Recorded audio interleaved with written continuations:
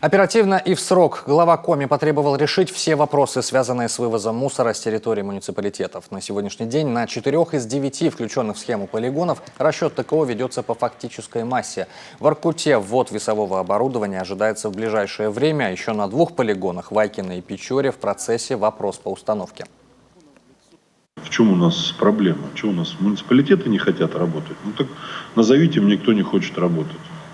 Есть проблемы, которые требуют комплексного решения Вайкина. В частности, это вопрос, связанный с не только установкой как таковой, решения вопроса по состоянию дороги подъездной к полигону и одновременно по электроснабжению оборудования будущего.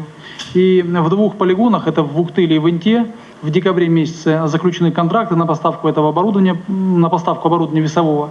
И в течение 1-го квартала этого года планируется его доставка до места и уже монтаж в эксплуатацию. К сожалению, может быть, это и плохо, что только сейчас, как говорится, когда жареный петух клюнул в одно место, начали эту тему разбирать. Но тем не менее, хоть это дало соответствующее определенное, так сказать, основание договориться о взаимодействии. Надеюсь, что у всех, у других территорий такая же точно будет схема, как аналог введена в действие, и все будут действовать в рамках этого порядка взаимодействия. В период новогодних каникул регоператор по обращению с ТКО с объемами мусора справлялся в штатном режиме. Возникающие вопросы связаны с погодными ненастьями.